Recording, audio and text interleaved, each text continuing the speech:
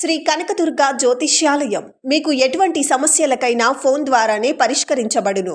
ఆరోగ్య సమస్యలు, ఆర్థిక సమస్యలు, కుటుంబ సమస్యలు, మనశ్శాంతి, భార్యాభర్తల మధ్య గొడవలు, విద్య, ఉద్యోగం, సంతానలేమి, కోర్టు సమస్యలు, నరఘోష, నాగదోషం, శత్రుపీడ, వ్యవసాయ ఫలితాలు, ప్రేమ, పెళ్లి మొదలగు అన్ని సమస్యలకు శక్తి పూజలు చేయబడును. మీ యొక్క ఎటువంటి సమస్యలకైనా ఫోన్లోనే పరిష్కరించబడును. ఈ గురువు గారు చెప్పింది చెప్పినట్లే జరుగుతుంది. కాంటాక్ట్ 9000644067. అందరికీ నమస్కారం. ఛానల్లోకి స్వాగతం అండి. దాదాపు 12 ఏళ్లకు ఒకసారి వచ్చేటువంటి పంచగ్రహ కూటమి రేపు అమావాస్యతో రాబోతుంది. ఈ యొక్క అమావాస్య అలాగే పంచగ్రహ కూటమి కలిసి వస్తున్న రోజు ఎంతో విశిష్టంగా భావిస్తూ ఉంటారు శాస్త్రజ్ఞులు, అలాగే మన జ్యోతిష పండితులు. అయితే కొడుకులు ఉన్న ప్రతి తల్లి ఈ వీడియోను చివరి వరకు ఖచ్చితంగా చూడాల్సిందే. అప్పుడు ఇక మీ కొడుకులపై ఉన్నటువంటి నరదిష్టి, నరఘోష వంటివి ఏమన్నా సరే ఇక దీంట్లో పరిహారాలు, దానికి సంబంధించిన దేవతారాధనలు పూర్తిగా తెలుసుకోవచ్చు. లేకపోతే ఇక మీరే నష్టపోతారు. ముఖ్యంగా ఈ యొక్క జూన్ 6 వస్తున్నటువంటి శక్తివంతమైన అమావాస్యకు తోడుగా పంచగ్రహ కూటమి కూడా రాబోతుంది. ఈ యొక్క పంచగ్రహ కూటమి దాదాపు 12 ఏళ్లకు ఒకసారి మాత్రమే మనకు కనిపిస్తూ ఉంటుంది. ఈ క్రమంలో ప్రస్తుతం దీనికి సంబంధించిన వార్తలు కూడా సోషల్ మీడియాలో వైరల్ గా మారుతూనే ఉన్నాయి. ఇలా రావడం చాలా అరుదుగా జరుగుతూ ఉంటుంది. అయితే ప్రస్తుతం ఈ యొక్క జూన్ 6న రాబోతున్నటువంటి పంచగ్రహ కూటమి రోజు ఈ యొక్క కొడుకులు ఉన్నటువంటి తల్లులు ఖచ్చితంగా ఈ పరిహారాన్ని చేసుకున్నట్లయితే మంచి ఫలితాలు అనేవి దక్కుతాయని చెప్పవచ్చు. ఈ క్రమంలో వీళ్ళు చేయవలసిన దేవతారాధనలేంటి, వీరు చేయవలసినటువంటి పరిహారాలేంటో ఇప్పుడు ఈ వీడియోలో తెలుసుకుందాం. అంతకంటే ముందుగా మా ఛానల్ ని ఇప్పటి వరకు మీరు సబ్స్క్రైబ్ చేసుకోకపోతే వెంటనే సబ్స్క్రైబ్ చేసుకోండి. అప్పుడే మేము పెట్టే ప్రతి వీడియో మీకు నోటిఫికేషన్ రూపంలో వస్తుందనేది మాత్రం అస్సలు మర్చిపోవద్దు.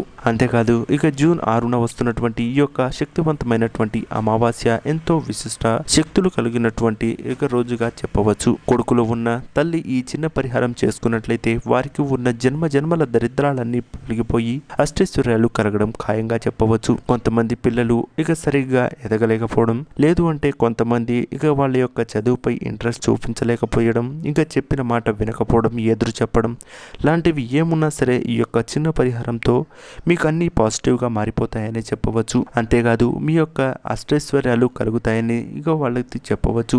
జ్యోతిష్య శాస్త్ర నిపుణులు ఇక మరి ఆ వివరాలు ఏంటో ఇప్పుడు తెలుసుకునే ప్రయత్నం చేద్దాం. 12 రాశుల వారు ఈ యొక్క పరిహారాన్ని ఎలా చేయాలి అనే పూర్తి వివరాలను ఇప్పుడు ఈ వీడియోలో తెలుసుకునే ప్రయత్నం చేసుకున్నట్లయితే ఇక ముందుగా ఈ యొక్క అమావాస్య ఎంతో శక్తివంతంగా చెప్పుకున్నాం. అయితే ఈ రోజు ఈ చేసేటువంటి పరిహారం అనేది లక్ష్మీదేవికి ఎంతో ప్రీతిప్రార్థంగా ఉండబోతుంది. ఈ యొక్క విశేషమైనటువంటి పూజలు చేయడం వల్ల అమ్మవారు కటాక్షంతో మనకు లేనిపోని ఇక అన్ని అష్టైశ్వర్యాలు కలుగుతాయని చెప్పవచ్చు. అంతేకాదు ఇక మన జీవితంలో ఉన్నటువంటి బాధలు అన్ని కూడా తొలగిపోయి అష్టైశ్వర్యాలతో మంచి రేంజ్ లో ఉంటామని చెప్పవచ్చు. జ్యోతిష్య శాస్త్రం ప్రకారం తిథులలో ఇక ఈ యొక్క అమావాస్యకి చాలా ఇక శక్తివంతమైనటువంటి అమావాస్యగా చెప్పవచ్చు. ఈ రోజున పితృతర్పణాలు చేసేవారు ఇక చేసుకున్నట్లయితే మంచి ఫలితాలు అనేవి దక్కుతాయి. అంతేకాదు గతించిన తల్లిదండ్రులకు మంచి ఇక ఆత్మశాంతి కలుగుతుందని మన జ్యోతిష్య పండితులతో పాటు మన పెద్దలు కూడా చెప్తూనే ఉంటారు. అంతేకాదు ఈ రోజున నలుగురు బ్రాహ్మణులకు మన దగ్గరలో ఉన్న వారికి ఇక భోజన దానం చేసినట్లయితే, అన్నదానం చేసినట్లయితే మంచి ఫలితాలు అనేవి పొందవచ్చు. ఇక వీడియోలోకి వెళ్ళినట్లయితే మీ కొడుకు నరదిష్టి, నరఘోష, ఇక ఎదగలేకపోవడం, అందరి చూపు అతని మీదే ఉండడం, ఇలా ఉన్నవారు ప్రతి ఒక్క తల్లి ఈ చిన్న పరిహారం చేస్తే మంచి ఫలితాలు అనేవి దక్కవచ్చు. ఈ యొక్క అమావాస్య రోజు శనివారం ఇక గురువారం పూట వస్తుండడంతో అమావాస్యతో పాటు పంచగ్రహ కూటమి కూడా ఉండడంతో మీ దగ్గరలోని శివాలయానికి వెళ్ళి బాబుతో ఇక ఖచ్చితంగా మీరు ఇక శివ అభిషేకం చేపించినట్లయితే మంచి ఫలితాలు అనేవి దక్కించుకోవచ్చు. అంతేకాదు ఎప్పటి నుంచో ఉన్నటువంటి ఇబ్బందులు కూడా ఈసారి మీకు ఖచ్చితంగా ఇక తొలగిపోతాయి అనేది మాత్రం ఖచ్చితంగా చెప్పవచ్చు. ఈ యొక్క కొడుకులు ఉన్నవారు ఈ యొక్క పరిహారం చేసుకున్నట్లయితే ఇక మంచి ఫలితాలు దక్కుతాయి. అందులోనూ ఈ యొక్క పంచగ్రహ కూటమి కలిసి రావడం అనేది చాలా అరుదుగా జరుగుతూ ఉంటుంది. దీనివల్ల దేవుడు ఎల్లప్పుడూ వారికి తోడుగా ఉంటూ వారిని కాపాడుతూ ఉంటారు. వారికి పట్టినటువంటి దృష్టి అంతా కూడా తొలగిపోతుంది. వారి జీవితంలో బాగుంటారు.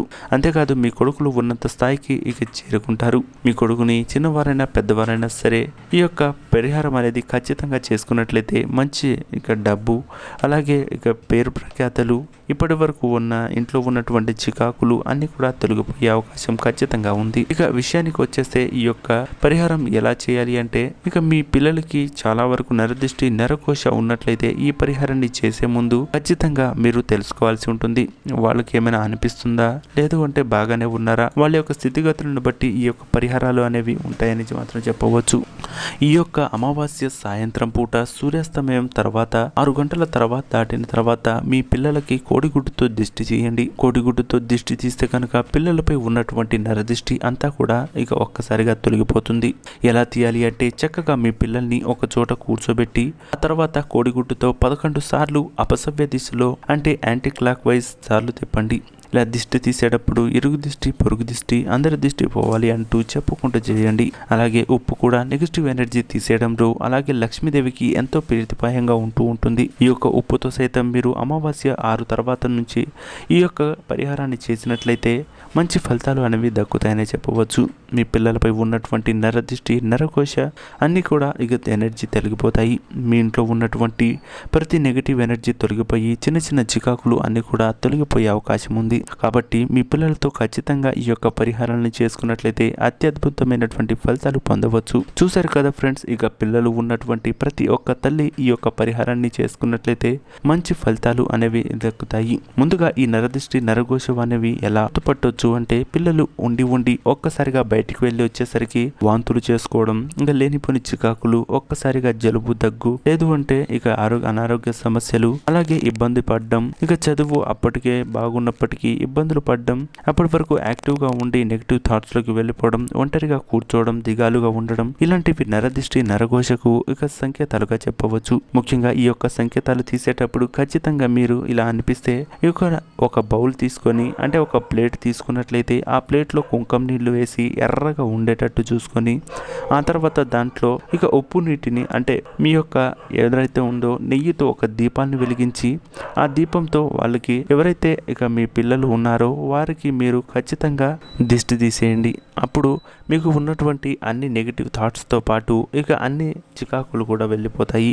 మీ పిల్లలు చదువులో యాక్టివ్గా ఉండడమే కాదు ఇక అందరూ కూడా ఇక మీ పిల్లల్ని చూసి నేర్చుకునేటట్టున్నారు.